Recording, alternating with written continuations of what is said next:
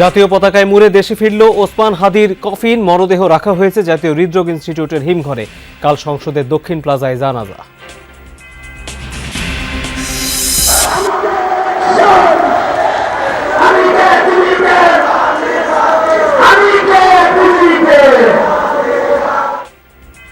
শাহবাগে দিনভর আগ্রাসন বিরোধী সমাবেশে জনতার ঢল। হাদির খুনিদের আইনের আওতায় আনার দাবি, আধিপত্যবাদ রুখে দেওয়ার প্রত্যয়। যথাযথ ব্যবস্থা যেন গ্রহণ করে, আর নয়তো আমরা এই বিষয়ে আরো বেশি সোচ্চার হব। আজকে কিন্তু বিপ্লবীদের নিরাপত্তা নাই, আজকে কোনো রাজনৈতিক দলের নিরাপত্তা নাই। দেশ জুড়ে মসজিদ, মন্দির সহ ধর্মীয় প্রতিষ্ঠানে দোয়া প্রার্থনা, গ্রামের বাড়িতে শোকাবহ পরিবেশ। সবাইকে ধৈর্য ধরার আহ্বান সরকারের।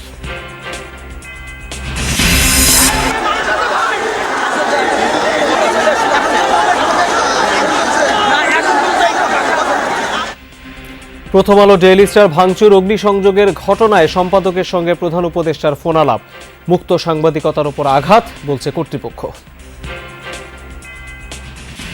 আমরা খুব সুস্পষ্ট হয়ে বলতে চাই যে এটি কালো দিন সংবাদ মাধ্যমের জন্য, বাক স্বাধীনতার জন্য, গণতন্ত্রের জন্য। দেশে ফিরতে ট্রাভেল পাস দিলেন তারেক রহমান। স্বাগত জানাতে প্রস্তুত বিএনপি। নির্বাচনকে বাধাগ্রস্ত করতে ষড়যন্ত্রের অভিযোগ মির্জা ফখরুলের। অনেক রক্তের বিনিময়ে অর্জিত আমাদের ভোটাধিকার তথা গণতান্ত্রিক অধিকারকে তারা নস্যাৎ করে দিয়ে দেশে ফ্যাসিবাদের একটি নতুন সংস্করণ তৈরি করতে চাচ্ছে।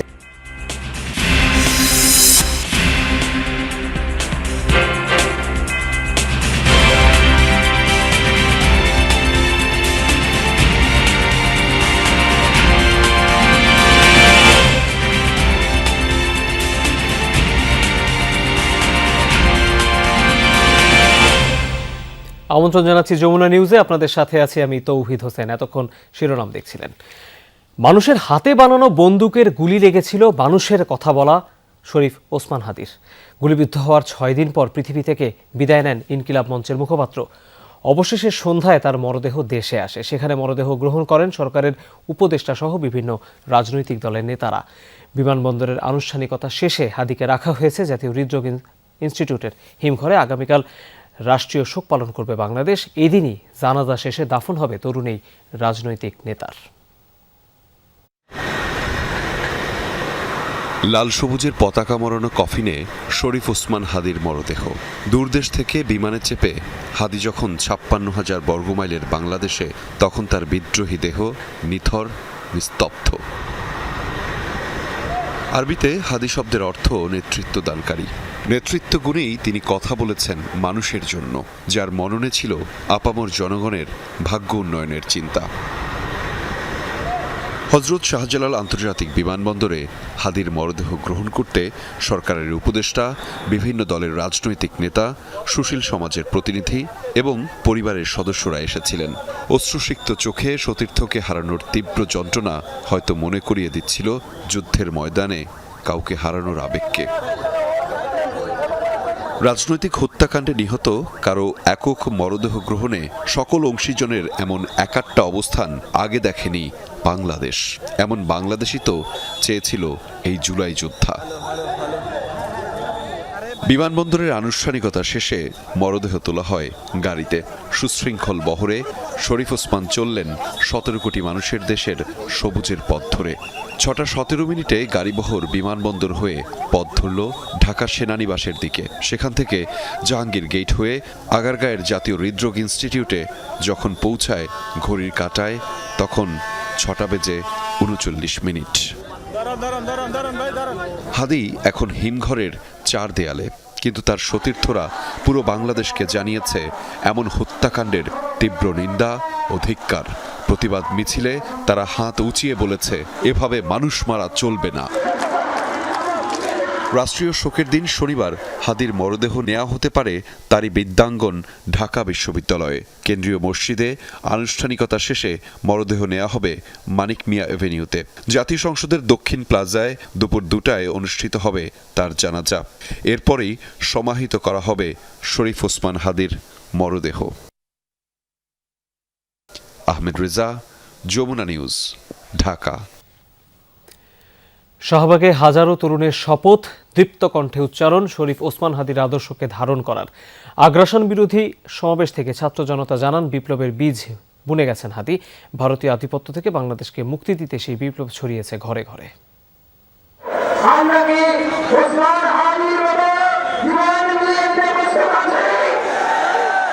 আকাশ ফুঁড়ে উঠেছে হাজারো হাত, শপথের হাত।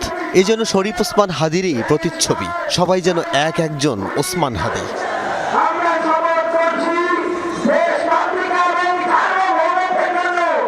হাদি বলেছিলেন, সব ধরনের আধিপত্যবাদের বিরুদ্ধে দাঁড়িয়ে স্বাধীনতার সার্বভৌমত্ব রক্ষা ও ইনসাফ ভিত্তিক রাষ্ট্র নির্মাণ।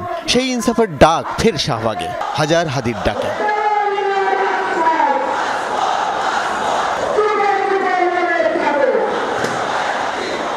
জুমার নামাজের পর শাহবাগে আগ্রাসন বিরোধী সমাবেশে সমবেত হন সবাই।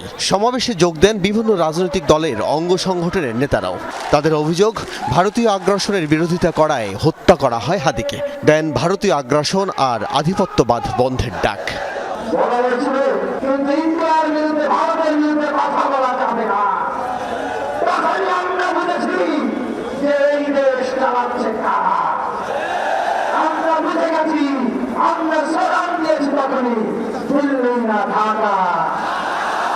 জুলাই বিপ্লবীরা যদি নেমে আসে তাহলে আমি বলবো হুইপড আউট হয়ে যাবেন আপনারা। শিক্ষার্থী জনতার বিপুল উপস্থিতিতে ফের দাবি ওঠে শাহবাগ চত্বরকে শহীদ ওসমান হাদি চত্বর হিসেবে ঘোষণার। এ সময় সবার কণ্ঠেই একটাই দাবি, হাদি হত্যার দৃষ্টান্তমূলক সাজা। ওসমান হাদি ভাইকে যারা হত্যা করেছে, তাদেরকে যারা ইন্ধন দিয়েছে, তাদের প্রত্যেকে যেন আইনের আওতায় এনে দৃষ্টান্তমূলক শাস্তি দেওয়া হয়। হাদি ভাইয়ের বিচার যতদিন পর্যন্ত না হবে, আমরা ইনশাল্লাহ রাজপথে থাকবো, রাজপথ থেকে লড়াই করবো ইনশাল্লাহ। আগুনের মতো জ্বলে ওঠা জনতা নামাজ আদায় করেন বিক্ষোভস্থলেই। জুমার নামাজের পর হয় ওসমান হাদির গায়েবানা জানাজা। মোনাজাতে চোখের জলে যেন নেভে না সেই আগুন।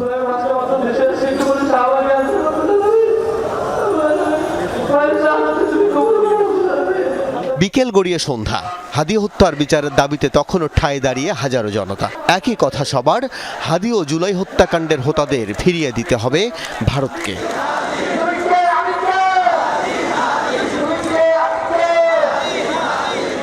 আল আমিন হক অহন, যমুনা নিউজ, ঢাকা। দর্শক, এই মুহূর্তে শাহবাগে আছেন আমাদের সহকর্মী রাজীব আহমেদ, তার কাছেই সরাসরি যাচ্ছি। রাজীব, এই মুহূর্তে শাহবাগের পরিস্থিতি জানতে চাই, এখনো কি সবাই আছেন?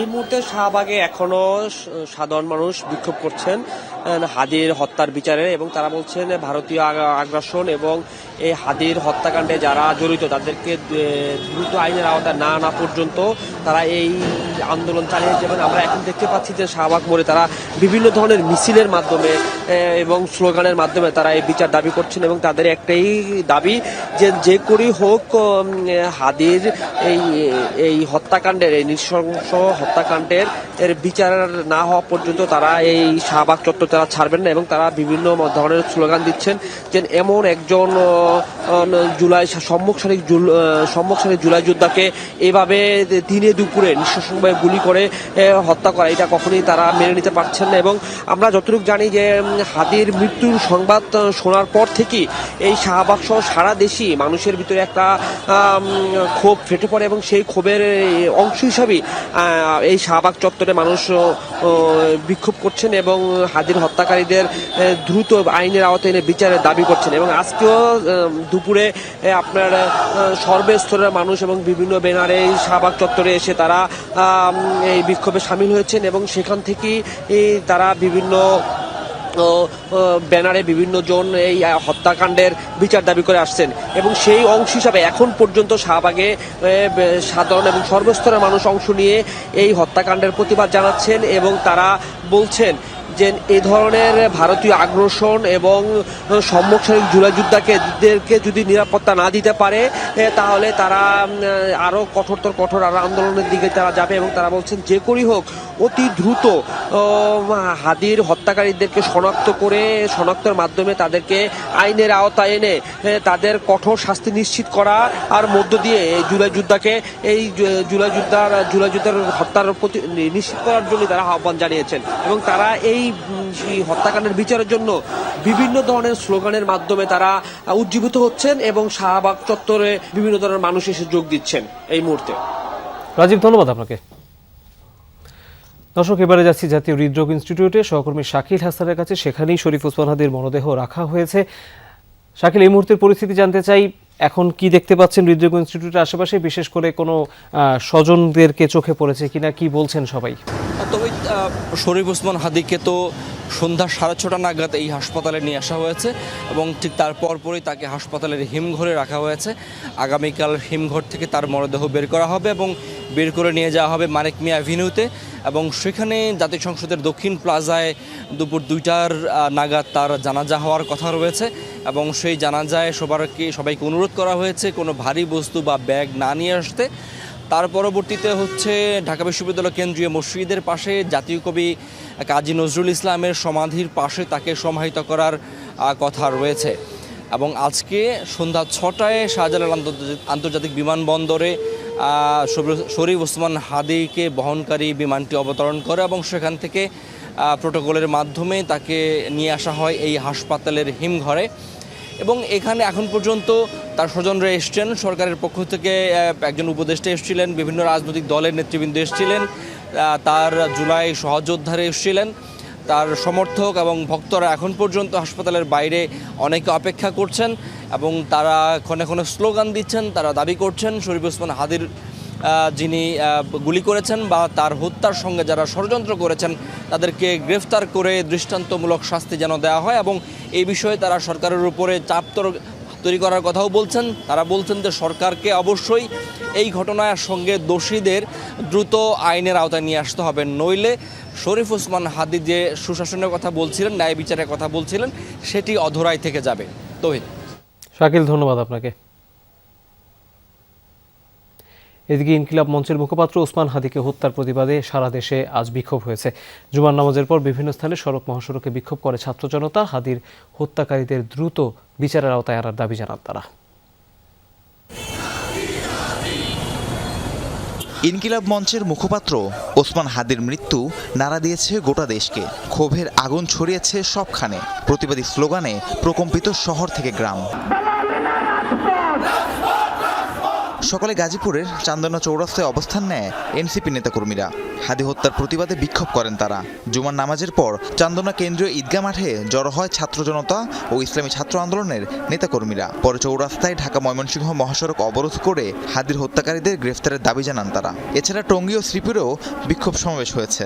আসিফ নজরুল, আমাদের জাহাঙ্গীর আলম কিভাবে তাদের চেয়ার বহাল থাকে? যারা খুনি রয়েছে তাদের বিচারের দাবি, তাদেরকে দেশে এনে সর্বোচ্চ শাস্তি ব্যবস্থা কার্যকর করে, এটা আমাদের দাবি। হাদি হত্যার প্রতিবাদে স্লোগানে উত্তাল ঢাকা চট্টগ্রাম মহাসড়ক। দুপুরে নামাজের পর ফেনী মহিপাল ফ্লাইওভারের নিচে ওসমান হাদির গায়েবানা জানাজা হয়। এরপর মহাসড়ক অবরোধ করে ছাত্র জনতা। বন্ধ হয়ে যায় যান চলাচল।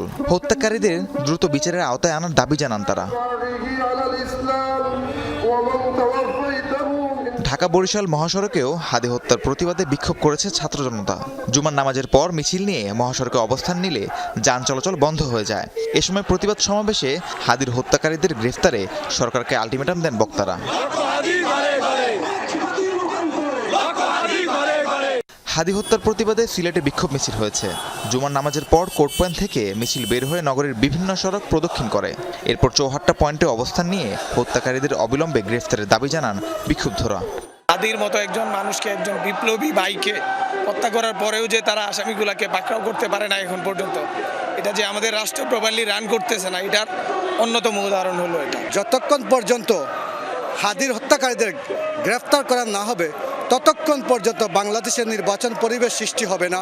হাদির হত্যাকারীদের দেশে ফিরিয়ে বিচারের আওতায় আনার দাবিতে রাজশাহীতে একাধিক বিক্ষোভ মিছিল হয়েছে। দুপুরে নগরীর সাহেববাজার বড় মসজিদ ও রাজশাহী বিশ্ববিদ্যালয় কেন্দ্রীয় মসজিদ চত্বর থেকে দুটি মিছিল বের হয়। পরে 0 পয়েন্টে সমাবেশে অবিলম্বে হাদি হত্যার বিচার দাবি করেন বিক্ষোভকারীরা। চট্টগ্রামে আন্দরকিল্লা শাহী জামে মসজিদের সামনে হাদির মরদেহ বহনকারী প্রতীকী কফিন নিয়ে জুলাই ঐক্যের ব্যানারে বিক্ষোভ মিছিল হয়েছে। একই সময় নগরীর জমিয়তুল ফালাহ মসজিদের সামনে থেকে বিক্ষোভ মিছিল করে খেলাফতে মজলিস ও শিবিরের নেতাকর্মীরা। হত্যাকাণ্ডের সুষ্ঠু বিচার ও ভারতীয় আধিপত্য বন্ধের দাবি তাদের।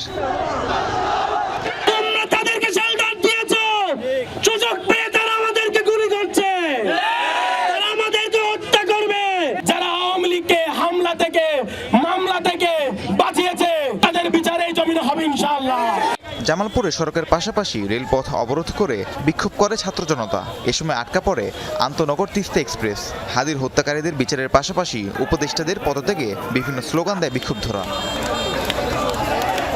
রংপুরে হাদি হত্যার প্রতিবাদে নগরীতে সর্বদলীয় প্রতিরোধে যাত্রা ও শোক র্যালি হয়েছে। নওগাঁয় ঐক্যবদ্ধ প্রতিরোধ মঞ্চের ব্যানারে হয়েছে প্রতীকী কফিন মিছিল। এছাড়াও দেশের বিভিন্ন স্থানে ওসমান হাদি হত্যার প্রতিবাদে বিক্ষোভ মিছিল হয়েছে। রাহিম সারোয়ার, যমুনা নিউজ। অগ্নিকাণ্ডের পর প্রথম আলো আর ডেইলি স্টারের অনেকটা অংশ এখন ধ্বংসস্তূপ। অবকাঠামো ক্ষতির পাশাপাশি পুড়ে গেছে অনেক গুরুত্বপূর্ণ নথিও। এভাবে পত্রিকা দুটিতে হামলা ভাঙচুরের ঘটনা ব্যথিত করেছে প্রধান উপদেষ্টা ডক্টর মোহাম্মদ ইউনূসকে। তিনি জানিয়েছেন, এমন আচরণ স্বাধীন গণমাধ্যমের উপর হামলা শামিল। প্রতিবাদ জানিয়েছে নাগরিক সমাজও। প্রথম আলো কর্তৃপক্ষ বলছেন, এটি স্বাধীন গণমাধ্যমের উপর হামলা। কাল থেকে আবারও পত্রিকা ছাপানোর কথা জানিয়েছেন তারা। সবটুকু পুড়ে ছাই, তবুও জ্বলজ্বলে গণমাধ্যমটির নাম।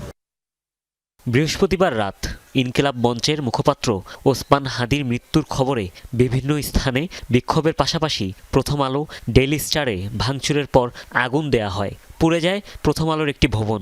ডেইলি স্টারের ৩য় তলা পর্যন্ত পৌঁছায় আগুনের তীব্রতা। তাপ আর ধোঁয়ার কারণে বের হতে পারেননি অনেক সংবাদকর্মী। ছাদ থেকে উদ্ধার করা হয় তাদের। পুড়ে গেছে গুরুত্বপূর্ণ নথি আর আর্কাইভ। আগুন নেভানোর সময় বিদ্যুৎ স্পৃষ্ট হয়ে আহত হন 2জন ফায়ার ফাইটার। ভাঙচুরের প্রতিবাদ জানায় প্রথম আলোর গণমাধ্যম কর্মীরা। দাবি করেন, গণমাধ্যম আর বাক স্বাধীনতার জন্য এটি একটি কালো দিন। আরও বলেন, আগামী নির্বাচনকে পথভ্রষ্ট করতে আর দেশের ভাবমূর্তি ক্ষুণ্ণ করতেই এমন হামলা। খুব সুস্পষ্ট হয়ে বলতে চাই যে এটি একটি কালো দিন সংবাদ মাধ্যমের জন্য, বাক স্বাধীনতার জন্য, গণতন্ত্রের জন্য। আমাদের বিশ্বাস করার যুক্তিসঙ্গত কারণ আছে যে আগামী নির্বাচনকে পথভ্রষ্ট করার জন্য এবং বাংলাদেশের ভাবমূর্তি, বাংলাদেশ সরকারের ভাবমূর্তি আন্তর্জাতিকভাবে এটাকে নেতিবাচক করে তোলার জন্য, ভাবমূর্তি ক্ষতিগ্রস্ত করার জন্য এই ঘটনাটি ঘটানো হয়েছে। সংশ্লিষ্টদের পাশাপাশি প্রতিষ্ঠান দুটি পরিদর্শন করেছে বিশিষ্টজনরাও। সেখানে বিক্ষুব্ধ জনতার তোপের মুখে পড়েন সাংবাদিক সেলিম খান। মব সৃষ্টি করে এমন ভাঙচুরের প্রতিবাদ জানিয়েছে নাগরিক সমাজ। তারা বলেন, পরিকল্পিতভাবেই দেশকে অস্থিতিশীল করার চেষ্টা করছে একটি মহল। আজকে যদি আপনাদের মনে হয় যে আজকে প্রথম আলো, ডেইলি স্টার কিংবা ছায়ানট আক্রান্ত হলে আপনাদের সুবিধা, আপনাদেরকে জানিয়ে দিতে চাই, এই প্রতিশোধ পরায়ণতা কোনোভাবেই কোনো মানুষকে এই প্রতিশোধের আগুন থেকে বেঁচে থাকতে দেবে না। বাংলাদেশকে যারা পরিষ্কারভাবে অস্থিতিশীল করার চেষ্টা করছে, এখানে সহিংসতা উস্কে দেওয়ার চেষ্টা করছে, বাংলাদেশকে আবারও শেখ হাসিনার কায়দায় বিভাজন করার চেষ্টা করছে, তাদের প্রত্যেককে গ্রেফতার করা হোক। প্রথম আলো ও ডেইলি স্টার কার্যালয়ে হামলার ঘটনায় পত্রিকা দুটির সম্পাদকের সঙ্গে টেলিফোনে কথা বলেছেন প্রধান উপদেষ্টা ডক্টর মোহাম্মদ ইউনূস। তিনি বলেন, দেশের শীর্ষ দুটি প্রতিষ্ঠানে এমন ভাঙচুর স্বাধীন গণমাধ্যমের উপর হামলা শামিল। নতুন করে কোনো অনাকাঙ্ক্ষিত ঘটনা এড়াতে ঘটনাস্থলে মোতায়েন রয়েছে আইনশৃঙ্খলা বাহিনীর সদস্যরা। তারা বলেন, ভাঙচুরে বিক্ষুব্ধদের সংখ্যা বেশি হওয়ায় পরিস্থিতি নিয়ন্ত্রণে আনতে বেগ পেতে হয়েছে। যারা পারপেট্রেটর, যারা এটার সাথে জড়িত, তাদেরকে আইনের আওতায় নিয়ে আসবো, এইটাই সকলের সহযোগিতা কামনা করি। কিন্তু এই যে ভাঙচুর করা, পুরানো, এটা তো রাষ্ট্রীয় সম্পদ নষ্ট হচ্ছে, এটা অনাকাঙ্ক্ষিত। সকলকে ধৈর্য ধরে যে কোনো সিচুয়েশন মোকাবেলা করার জন্য আমি আহ্বান করি। হামলা ভাঙচুরের কারণে শুক্রবার প্রকাশনা বন্ধ রাখে পত্রিকা দুটি। হুমায়ুন রশিদ, যমুনা নিউজ, ঢাকা। ওসমান হাদির মৃত্যুর খবরে ভাঙচুর ও সহিংসতার ঘটনাকে নির্বাচন বানচালের ষড়যন্ত্র হিসেবে দেখছেন জামায়াতে ইসলামী ও এনসিপি সহ বিভিন্ন রাজনৈতিক দল। নেতাদের শঙ্কা, আইনশৃঙ্খলা বাহিনীর এমন নিষ্ক্রিয়তা চলতে থাকলে আগামীতে এমন হামলা আরও হতে পারে। বিশ্লেষকরা বলছেন, সরকারের নমনীয়তায় বিভিন্ন প্রতিষ্ঠানে হামলা করে দেশকে অস্থিতিশীল করতে চাইছে একটি মহল। বৃহস্পতিবার সিঙ্গাপুরে ইনকিলাব মঞ্চের মুখপাত্র শরীফ ওসমান হাদির মৃত্যুর ঘটনায় শোকাহত দেশ। জুলাই গণ অভ্যুত্থানের অন্যতম এই কাণ্ডারিকে খুনের প্রভাব সামলাতে রাতেই জাতির উদ্দেশ্যে ভাষণ দিয়ে শনিবার রাষ্ট্রীয় শোক ও সব পক্ষকে ধৈর্য ধরার আহ্বান জানান প্রধান উপদেষ্টা ডক্টর ইউনূস। আমাদের সবাইকে ধৈর্য, সংযম, সাহস ও দূরদর্শিতার সঙ্গে এগিয়ে যেতে হবে। সেই আহ্বানের ঘণ্টাখানেকের মধ্যেই দৈনিক প্রথম আলো ভবনে হামলা ও আগুন দেয় বিক্ষুব্ধরা। সে সময় পুলিশ সহ আইনশৃঙ্খলা বাহিনীর নীরবতা ছিল চোখে পড়ার মতো। সেখান থেকে আবার ডেইলি স্টার ভবন, সেখানেও চলে হামলা, অগ্নিকাণ্ড, লুটপাট। তারপর ধানমন্ডির ছায়ানট ভবনেও আগুন, হামলা, লুটতরাজ। এসব ঘটনায় সাধারণ মানুষের মতো চিন্তিত রাজনীতিকরাও বলছেন হাদির মৃত্যুর সাথে এসব হামলার সম্পর্ক থাকতে পারে না। নির্বাচন নিয়ে নানামুখী ষড়যন্ত্র হচ্ছে, নির্বাচনটা বানচাল করার জন্য পরিকল্পনা করছে, নানা দিক থেকে আমরা শুনছি, এবং এটা আমাদের সবাইকে ঐক্যবদ্ধ মোকাবেলা করতে হবে। সরকারকে এই জায়গায় কঠোর হতে হবে।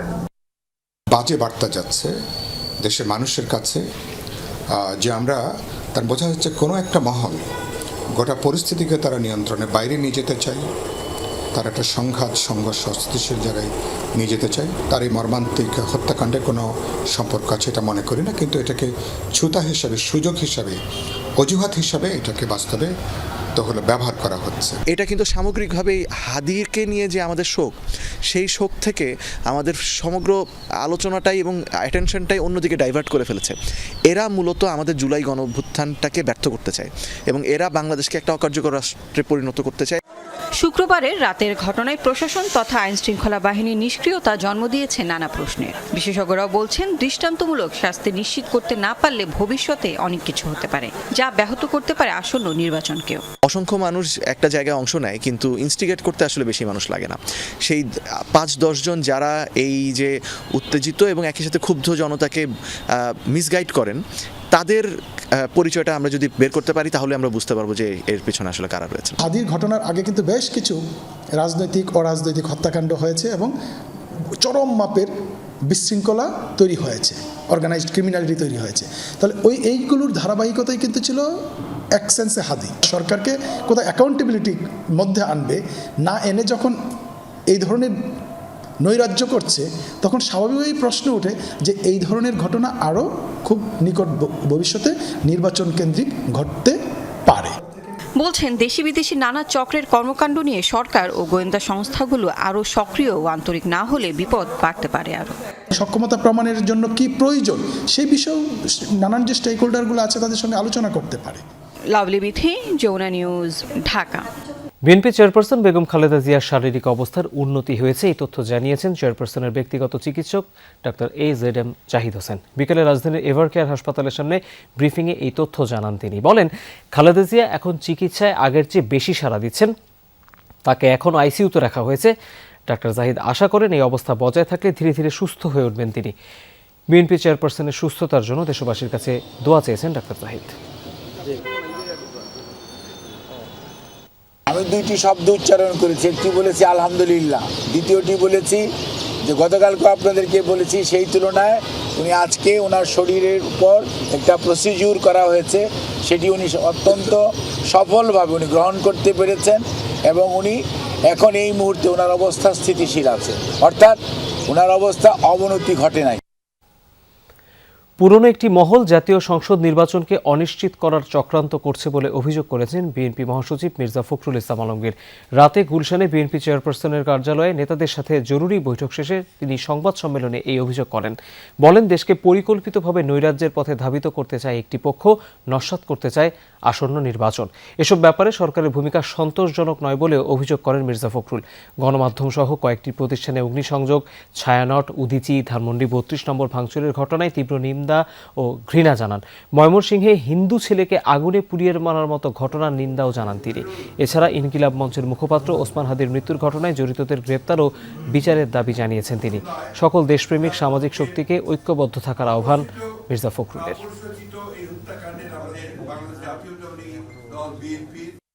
এই পুরনো চিহ্নিত মহল দেশকে পরিকল্পিতভাবে নৈরাজ্যের পথে ধাবিত করতে চায়।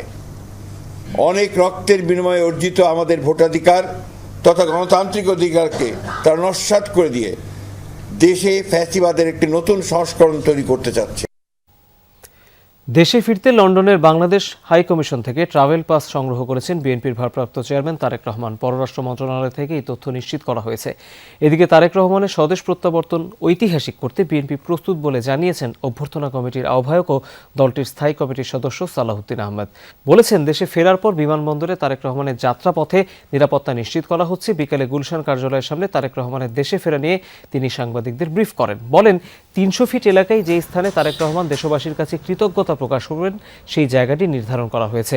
ওসমান হাদিকে হত্যার ঘটনা গোটা দেশকে নাড়া দিয়েছে, তবে কারা এটাকে রাজনৈতিকভাবে ব্যবহার করতে চায় তাদের জনগণ চিহ্নিত করেছে বলেও মন্তব্য করেন বিএনপির স্থায়ী কমিটির এই সদস্য।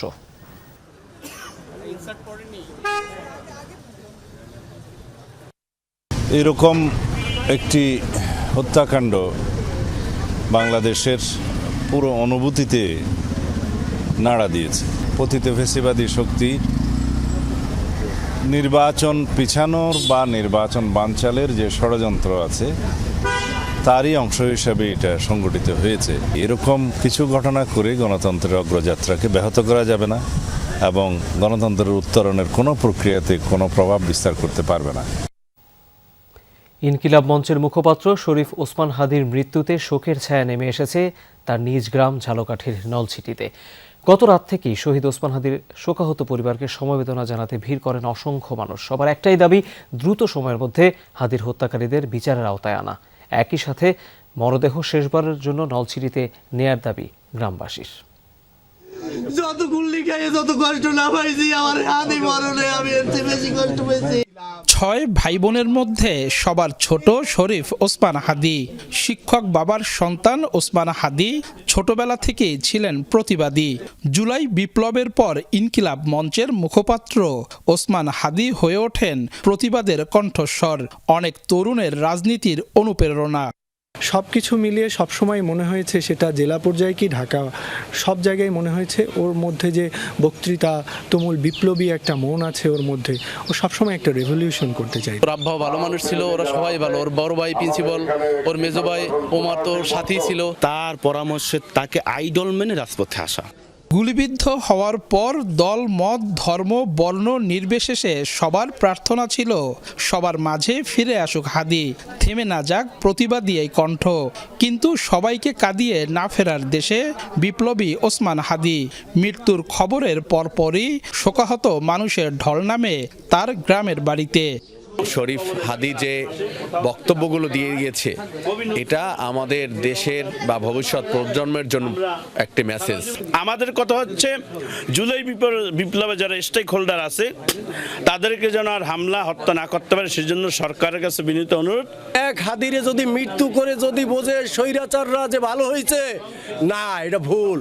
হাদির মরদেহ বুঝে নিতে দুপুরে গ্রামের বাড়িতে থাকা বোন আর ভগ্নিপতি রওনা হন ঢাকার উদ্দেশ্যে। গ্রামবাসীর দাবি, একটিবারের জন্য হলেও ওসমান হাদির মরদেহ নেওয়া হোক নলছিটিতে।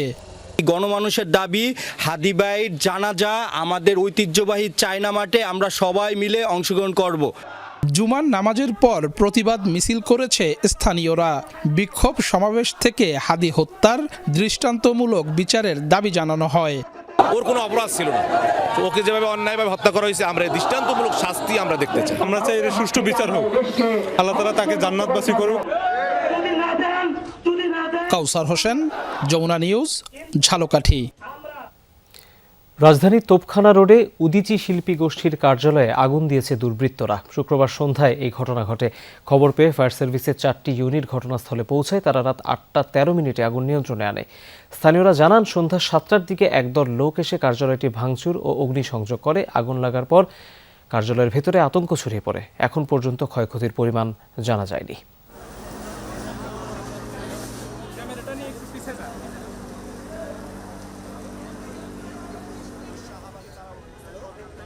কেন্দ্রীয় কার্যালয়ে দুর্বৃত্তরা, নয়া ফ্যাসিস্টরা এবং উগ্র ডানপন্থী শক্তি উদীচী কার্যালয়ে অগ্নিসংযোগ করেছে। এটা অবশ্যই সরকারের ব্যর্থতা, সরকার নিরাপত্তা দিতে ব্যর্থ হয়েছে সম্পূর্ণরূপে। যারা এই ঘোষণা দিয়ে আগুন লাগিয়েছে, আমরা তো তাদেরকেই এই দায়ভার দিব। এই দায়িত্ব তাদের, এই দায়িত্ব সরকারের। সরকার জানেন সারা দেশের সমস্ত শিল্পী কর্মী এবং নির্যাতিত মজলুম শিল্পী কর্মীদেরকে সাথে নিয়ে, আমরা মেহনতি মানুষকে সাথে নিয়ে আমরা সারা দেশে ব্যাপক আন্দোলন সংগ্রাম করে তুলব। ওসমান হাদির হত্যা টার্গেট কিলিং বলে মন্তব্য করেছেন নির্বাচন ব্যবস্থা সংস্কার কমিশনের সাবেক সদস্য ডাক্তার জাহিদুর রহমান। সকালে ডিবেট ফর ডেমোক্রেসির অনুষ্ঠানে তিনি এই মন্তব্য করেন। বলেন, বিএনপির ভারপ্রাপ্ত চেয়ারম্যান তারেক রহমানের সর্বোচ্চ নিরাপত্তা নিশ্চিত করা দরকার। তারেক রহমান সহ যারা ঝুঁকিতে আছেন তাদের সকলের নিরাপত্তা নিশ্চিত করা জরুরি। প্রথম আলো ডেইলি স্টারে আগুন দেওয়ার বিষয়ে তিনি বলেন, পত্রিকাগুলোর বিরুদ্ধে সমালোচনা থাকলেও অগ্নিসংযোগ অনাকাঙ্ক্ষিত। আমি আজকে সেটা আবার একটা নতুন রিয়েলাইজেশন। আচ্ছা, বিরুদ্ধে প্রচুর সমালোচনা, ডেইলি স্টারের বিরুদ্ধে প্রচুর সমালোচনা ছিল, যেটা ভেঙে আগুন লাগিয়ে দেওয়া যায় নাই। এমনকি ডেইলি স্টারে সাংবাদিকদের এবং অন্যান্য কর্মীদের জীবন হুমকির মুখে পড়েছিল। তো এই যে পরিস্থিতি হচ্ছে, এই স্টেবিলিটিটা দরকার। সুতরাং আমি মনে করি জনাব তারেক রহমানের ব্যাপারে অবশ্যই সর্বোচ্চ নিরাপত্তার ব্যবস্থা নেওয়া দরকার এবং তারকে হত্যা করে ফেলতে হবে, এই ধরনের ঝুঁকি বা এই ধরনের ইচ্ছে অনেকের থাকার যথেষ্ট যৌক্তিক কারণ আছে। আমি মনে করি এসএসএফ এর কথা এসছে, তাকে এসএসএফ নিরাপত্তাই দেওয়া উচিত। তারেক রহমান না, যারা যারা ঝুঁকিতে আছেন প্রত্যেকের ব্যাপারেই সিরিয়াস পদক্ষেপ নেওয়া উচিত বলে আমি মনে করি। সুদানের আবিতে জাতিসংঘ শান্তিরক্ষা মিশনের দায়িত্ব পালনকালে সন্ত্রাসী ড্রোন হামলায় নিহত বাংলাদেশ সেনাবাহিনীর 6 বীর সদস্যের মরদেহ কাল শনিবার ঢাকায় আসছে। লাল সবুজের পতাকায় মোড়ানো 6টি কফিন ঢাকার শাহজালাল আন্তর্জাতিক বিমানবন্দরে পৌঁছাবে সকাল 11:15। দেশে ফেরার পর যথাযথ রাষ্ট্রীয় মর্যাদায় এই বীর সন্তানদের জানাজা ও দাফন সম্পন্ন হবে। বাংলাদেশ সময় সন্ধ্যা 7টায় উগান্ডার এন্টেব বিমানবন্দর থেকে ঢাকার উদ্দেশ্যে রওনা হয়েছে মরদেহবাহী বিমান। এই ঘটনায় আহত আরও 9 জন শান্তিরক্ষী বর্তমানে কেনিয়ায় চিকিৎসাধীন রয়েছেন। সেনাবাহিনীর পক্ষ থেকে জানানো হয়েছে তারা শঙ্কামুক্ত। বৈধ পথে ইউরোপের দেশ গ্রিস যেতে বাড়ি ছেড়েছিলেন চাঁদপুরের 2 যুবক জাকির হোসেন ও নূর মোহাম্মদ সম্রাট। কিন্তু লিবিয়া পৌঁছানোর পর দালাল চক্রের টালবাহানায় তাদের স্বপ্ন আর সত্যি হয়নি। উল্টো ভয়ভীতি দেখিয়ে স্বজনদের কাছ থেকে অর্থ হাতিয়ে নেয় চক্রটি। এরপর আইএমওর সহায়তায় দেশে ফিরতে পারলেও ধারের টাকা পরিশোধ না করতে পারায় অনেকটা ঘরছাড়া ভুক্তভোগীরা। 2 সন্তান আর স্ত্রীকে নিয়ে জাকির হোসেনের সংসার। আবাস চাঁদপুর হাজীগঞ্জের কাজিরখিল গ্রামে। আশা ছিল ইউরোপের দেশ গ্রিসে গিয়ে নিজের পাশাপাশি স্বপ্ন পূরণ করবেন পরিবারের। ধার দেনা করে চলতি বছরের 11 জুলাই প্রতিবেশী দালাল শরীফুদ্দিনের মাধ্যমে বৈধভাবে বাড়ি ছাড়েন জাকির। যাত্রায় তার সঙ্গী হয় একই উপজেলার সেন্দ্রা গ্রামের নূর মোহাম্মদ সম্রাট। গন্তব্যে পৌঁছে দেওয়ার শর্তে জনপ্রতি 22 লাখ ও 16 লাখ টাকা করে দেয়ার সমঝোতা হয় দালাল শরীফের সাথে। পরবর্তীতে তাদের নেওয়া হয় লিবিয়ায়। এরপর শুরু হয় দালাল চক্রের বিভিন্ন টালবাহানা। অনেক টাকা নিছে, আমাকে অনেক ইয়াতে রাখছে হেরা।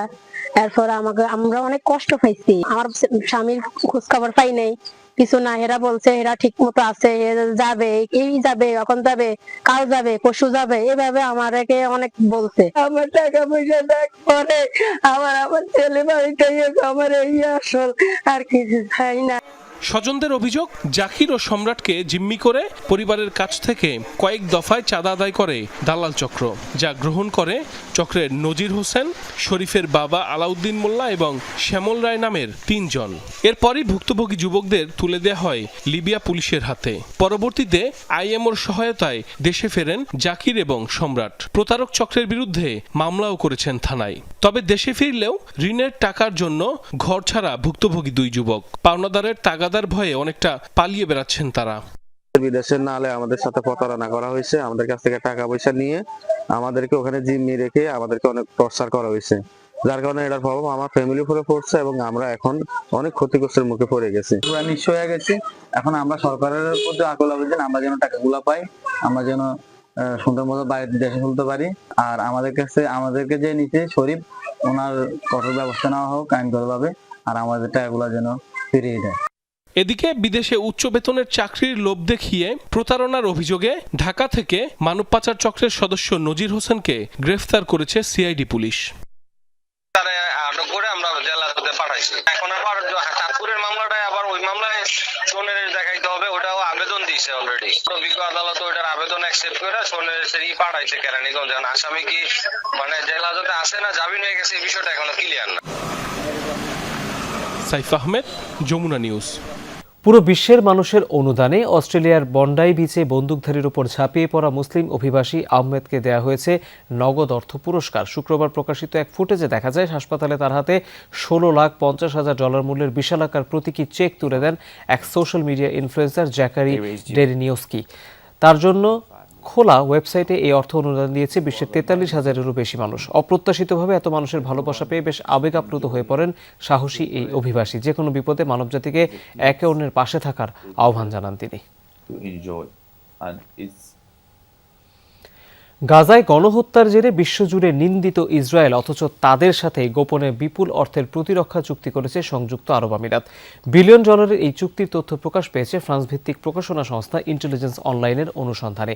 চুক্তির আওতায় ইসরায়েলি প্রতিষ্ঠান ইলবিট সিস্টেমসের কাছ থেকে যে মিউজিক এয়ারক্রাফট প্রোটেকশন সিস্টেম কিনবে আবুধাবি, যা সামরিক বেসামরিক বিমানের নিরাপত্তায় ব্যবহৃত হবে। ইসরায়েলি আগ্রাসনে মৃত্যুপুরী গাজা, প্রতিবাদে সোচ্চার বিশ্বের অনেকেই। জাতিসংঘ সহ বিভিন্ন মানবাধিকার সংস্থা তো বটেই, এই বর্বরতাকে গণহত্যা আখ্যা দিয়েছে সৌদি আরব সহ বিভিন্ন আরব দেশও। তবে গাজা ইস্যুতে রহস্যজনকভাবেই উপসাগরীয় দেশগুলোর তুলনায় ইসরায়েলের প্রতি নমনীয় সংযুক্ত আরব আমিরাত। আব্রাহাম অ্যাকর্ডের আওতায় কূটনৈতিক সম্পর্ক উন্নয়নের পর থেকেই তেল আবিবের সাথে সামরিক অংশীদারিত্ব গড়ে তুলেছে আবুধাবি। গাজায় আগ্রাসন শুরুর পরও বন্ধ হয়নি সেই বাণিজ্য। ফ্রান্স ভিত্তিক প্রকাশনা সংস্থা ইন্টেলিজেন্স অনলাইনের অনুসন্ধানী প্রতিবেদন বলছে, চলতি বছরও ইসরায়েলের ইলবিট সিস্টেমসের সাথে গোপনে বিপুল অঙ্কের প্রতিরক্ষা চুক্তি করেছে আমিরাত। গত নভেম্বরে ইলবিট দাবি করে একটি আন্তর্জাতিক অংশীদারের সঙ্গে $2.3 বিলিয়ন চুক্তি করেছে তারা। নাম প্রকাশ না করলেও তারা জানায় এই চুক্তির মেয়াদ 8 বছর। এখন ইন্টেলিজেন্স অনলাইনের দাবি, সেই চুক্তি হয়েছিল সংযুক্ত আরব আমিরাতের সাথে। প্রতিবেদনে বলা হয়, সামরিক ও বেসামরিক আকাশযানের নিরাপত্তায় ব্যবহৃত ইলেকট্রনিক ডিফেন্স সিস্টেম কিনতেই এ চুক্তি, যা পরিচিত যে মিউজিক এয়ারক্রাফট প্রোটেকশন সিস্টেম নামে। মূলত লেজার প্রযুক্তির মাধ্যমে আকাশযান লক্ষ্য করে ছোড়া ক্ষেপণাস্ত্র নিষ্ক্রিয়ে ব্যবহৃত হয় এ প্রতিরক্ষা ব্যবস্থা। গোপন চুক্তি বা ইন্টেলিজেন্স অনলাইনের প্রতিবেদনের বিষয়ে এখনও নিশ্চুপ সংযুক্ত আরব আমিরাত, মন্তব্য করেনি ইসরায়েলের ইলবিট সিস্টেমসও। মোস্তফা মাহমুদ, যমুনা নিউজ।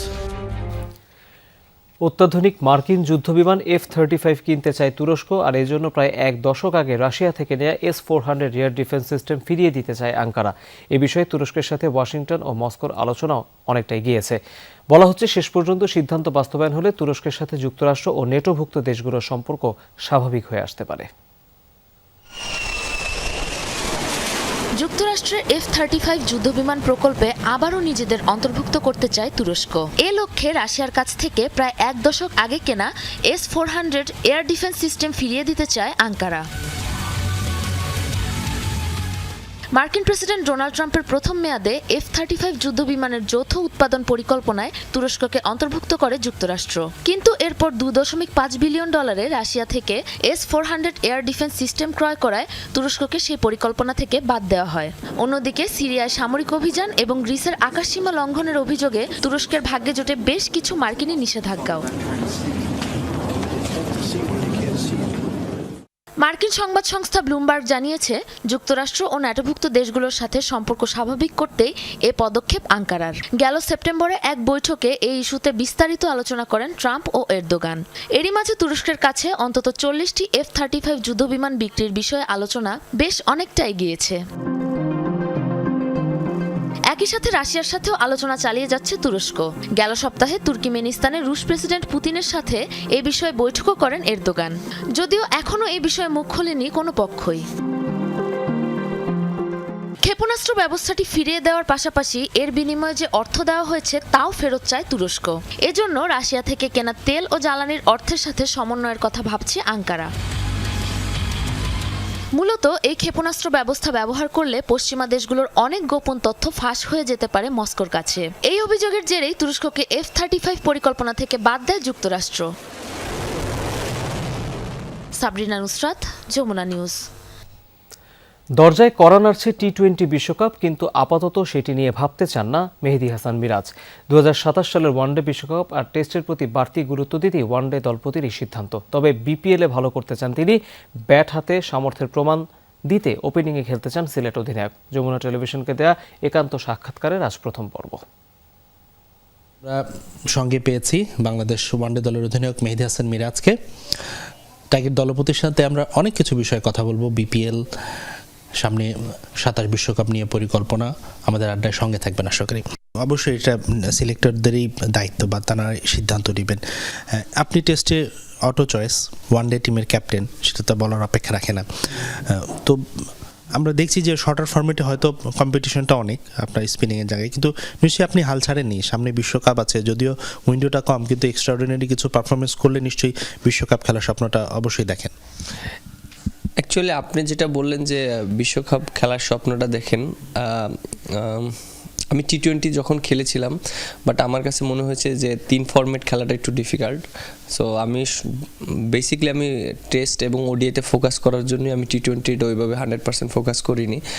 বাট 3টা ফরম্যাট একই সাথে আগাতে গেলে পারফরমেন্সেও অনেক সময় আপনার এফেক্ট পড়ে, যেটা ওয়ানডে টেস্টে হয়েছে। আপনি যদি দেখেন আমি লাস্ট 3-4 বছর যখন টি-20 খেলিনি, তখন আমার ওয়ানডে এবং টেস্টের পারফরমেন্স অনেক ভালো ছিল।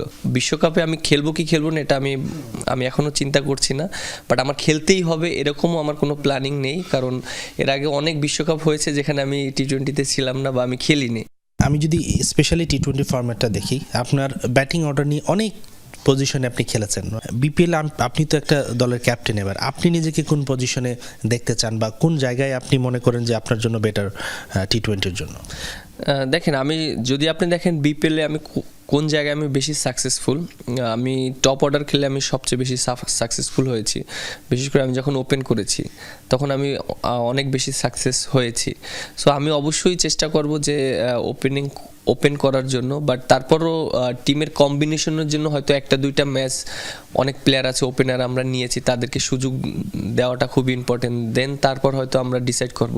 বিপিএলে আপনি গতবার সবচেয়ে ভালো পারফরমেন্স করেও আনফর্চুনেটলি জাতীয় দলে আপনাকে রাখেনি, সেটা নিশ্চয়ই একটা পীড়াদায়ক ছিল, কারণ বিপিএলের মতো একটা স্টেজে ভালো করার পর নিশ্চয়ই একটা প্লেয়ার প্রত্যাশা করতেই পারে যে তিনি টি-20 দলে থাকবেন।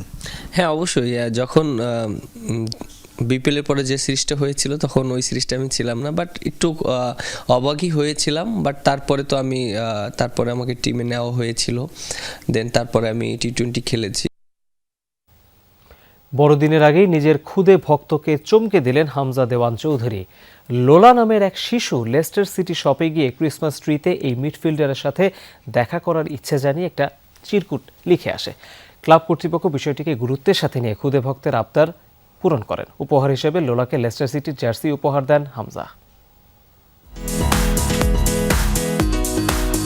খ্রিস্টান ধর্ম অনুসারীদের সবচেয়ে বড় ধর্মীয় অনুষ্ঠান যীশু খ্রিস্টের জন্মদিন, আর এই দিনটিকে শিশুদের কাছে আরো বেশি আকর্ষণীয় করতে আগমন ঘটে সান্টা ক্লজের, যার কাছ থেকে বড়দিনের উপহার পেতে মুখিয়ে থাকে শিশুরা।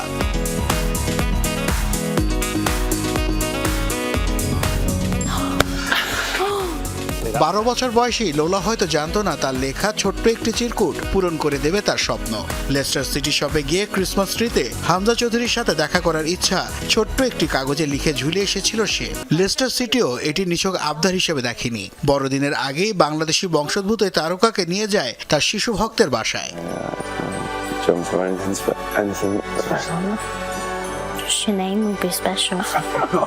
হঠাৎ হামজার আগমন দেখে চোখে মুখে বিস্ময় ও আনন্দের মিশেল ভেসে ওঠে লোলার মাঝে। কিছু সময়ের জন্য থমকে যায় সে, এ যেন বড়দিনের আগে সান্টা ক্লজের কাছ থেকে উপহার পেয়েছে সে।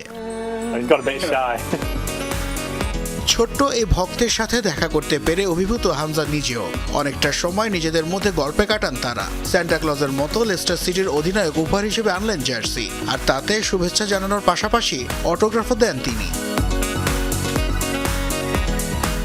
এই সময় হামজা চৌধুরীর সাথে বেশ খুনসুটিতে মাতেন লোলা। জানান এই মিডফিল্ডারের চুল তার কাছে বেশ প্রিয়। আমি হামজার খেলা দেখেছি, তার খেলা আমার খুব ভালো লাগে, বিশেষ করে তার চুল আমার বেশ পছন্দের। পাল্টা প্রশ্নে হামজা জিজ্ঞেস করেন চুল কেটে ফেললে পছন্দের তালিকা থেকে তিনি বাদ পড়ে যাবেন কিনা। জবাবে লোলা জানান সবসময় তার পছন্দের তালিকায় শীর্ষে থাকবেন তিনি। নাসিফ শুভ, যমুনা স্পোর্টস। দর্শক, এই ছিল যমুনা নিউজের আয়োজনে। এতক্ষণ যারা সাথে ছিলেন সবাইকে অনেক ধন্যবাদ।